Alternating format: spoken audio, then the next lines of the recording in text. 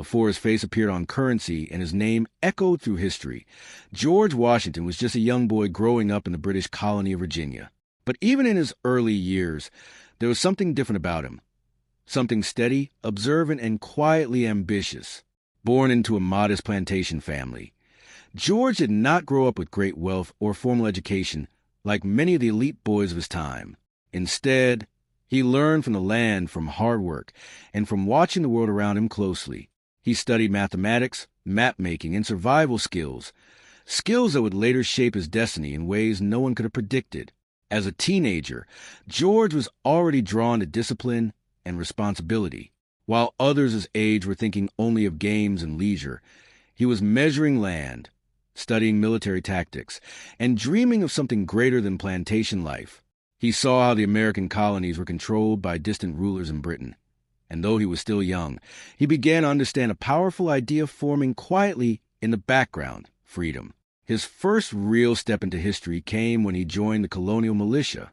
Tall, strong, and determined, he quickly earned respect not just for his physical ability, but for his calm decision-making under pressure. But war is not a simple path. It is brutal, unpredictable, and unforgiving. George would soon face his first taste of battle in the wilderness conflicts between the British and the French forces in North America. There, he learned painful lessons about leadership, about mistakes, and about survival. Some missions failed. Some decisions cost lives. But instead of breaking him, these experiences shaped him. They taught him patience, discipline, and the importance of preparation. What no one yet realized was that this young soldier, still finding his place in the world, was slowly becoming something far greater. Not just a fighter, but a leader, a man who would one day stand at the center of a revolution that would change the world forever. And this was only the beginning. George Washington had returned from the harsh lessons of early military life changed. He was no longer just a young soldier eager to prove himself. He was now a man who had seen the cost of poor leadership, the chaos of war, and the tension building beneath the surface of colonial life. Across the American colonies, anger was growing. The British government, thousands of miles away across the ocean, continued to impose heavy taxes and strict laws on the people of America. Everyday goods were taxed without representation. Merchants were struggling. Farmers were frustrated, and ordinary families began to feel trapped under a system they had no voice in. At first, the resistance was quiet. Meetings in small rooms, secret discussions in taverns, letters sent between colonies, carefully hidden from British officials. But over time, the frustration grew louder. Words turned into protests. Protests turned into defiance. Then came the breaking point, acts of resistance that could no longer be ignored. Colonists began refusing British goods.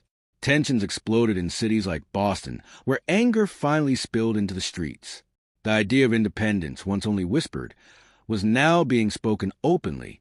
George Washington, now a respected figure in Virginia, was watching closely.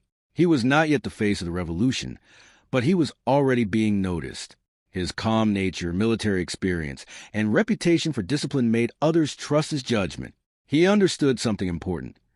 This was no longer just about taxes. It was about freedom itself. When the colonies began preparing for conflict, Washington was chosen for a role that would change his life forever. He was appointed to lead colonial forces against the most powerful army in the world, a responsibility so heavy that many would have refused it. But he accepted, because he knew this was not just a war between soldiers.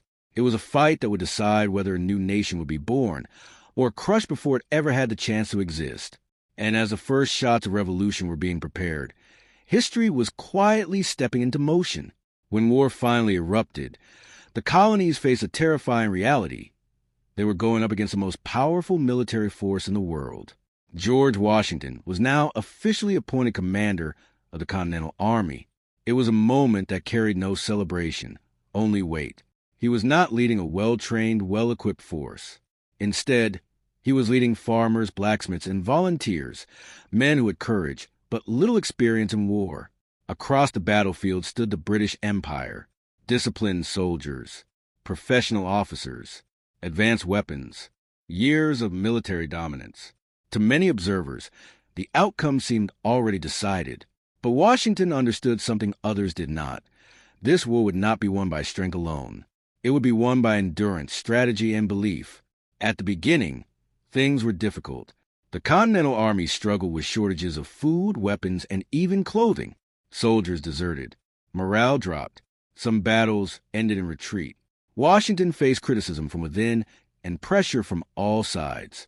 Yet, in the middle of chaos, he remained steady. He made a decision that would define his leadership. He refused to give up. Instead of chasing quick victories, he focused on survival and smart positioning. He studied the enemy carefully, striking only when the moment was right. He knew every loss could break the fragile spirit of the revolution. One of the most critical moments came during the harsh winter months. While British forces remained confident, Washington made bold, unexpected moves across frozen rivers and difficult terrain, surprising enemy troops who believed the Americans were already defeated. His leadership was not about loud speeches or dramatic gestures. It was quiet determination, careful planning, and a belief that even a weaker army could outlast a stronger one if it refused a break. Slowly, something began to change. The Continental Army was no longer just surviving. They were learning, growing, becoming a real fighting force. And for the first time, the mighty British Empire began to realize something unsettling. This war would not be easy. And George Washington was not a commander who would surrender. The war had dragged on for years. Smoke, hunger, and exhaustion had become familiar companions to both soldiers and civilians. Yet, under it all, the dream of independence was still alive. George Washington had spent years guiding the Continental Army through hardship after hardship. Victory was never guaranteed. Every success came at a cost, and every loss tested the fragile hope of the revolution. But now, something was shifting. The tide of war was slowly turning. Allied support from France had strengthened the American cause, bringing not only supplies but also experienced troops and naval power. For the first time, the British forces were no longer untouchable. They were stretched thin, fighting battles on multiple fronts, and beginning to lose control of the colonies they once ruled with confidence. Washington saw his opportunity. He made a bold and decisive move, coordinating with Allied forces to trap a major British army at a small coastal town in Virginia called Yorktown. It was a strategy built on patient precision and perfect timing. Washington's forces moved quietly and swiftly, surrounding the British from land, while French naval forces blocked escape routes by sea. Inside Yorktown, confusion spread among British ranks. Supplies began to run low. Escape became impossible. Reinforcements never arrived. The once dominant British army now found itself completely encircled. Washington, calm and composed as ever, oversaw the siege with unwavering focus. He did not rush. He did not panic. He waited. Day by day, the pressure increased. Cannon fire echoed across the fields. Trenches closed in. Hope within the British camp began to fade. Finally, after weeks of siege, the inevitable happened. The British commander surrendered. When the news spread, it felt unreal. Soldiers who had endured years of hardship stood in silence, realizing the war was finally reaching its end. The impossible had happened. The most powerful empire in the world had been defeated by a determined group of colonies that refused to give up. But for Washington, there was no celebration yet. He understood that victory on the battlefield was only part of the journey. A nation still needed to be built from the ashes of war. Still, in that moment at Yorktown, something historic had been decided. A new nation had been born, not through ease, but through endurance, sacrifice, and unbreakable will. The war was over, but peace did not come easily. After the surrender at Yorktown, the colonies had achieved what once seemed impossible: independence from one of the most powerful empires in the world. But winning a war was only the beginning. Now came a harder question. What kind of nation would they become? George Washington, the man who had led them through years of war, returned home not as a conqueror seeking power, but as a leader who wanted stability.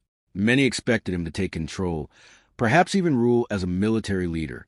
But Washington shocked everyone when he stepped away from the army and returned to private life.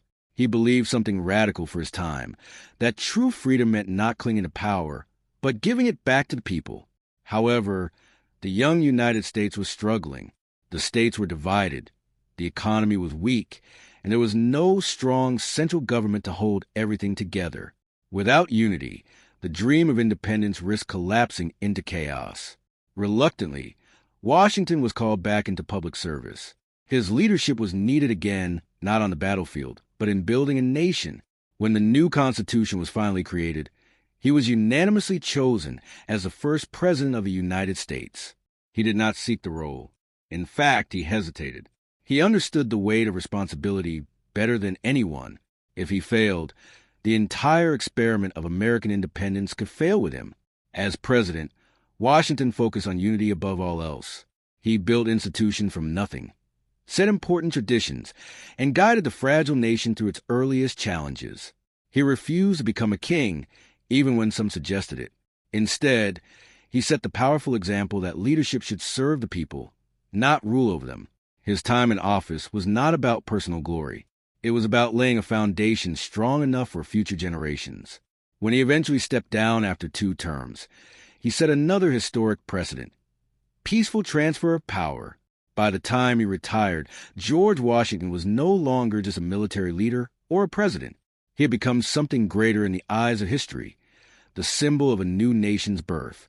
And so, from a young soldier in Virginia to the founding father of a country, his journey came to an end. But the United States he helped create was only just beginning its story.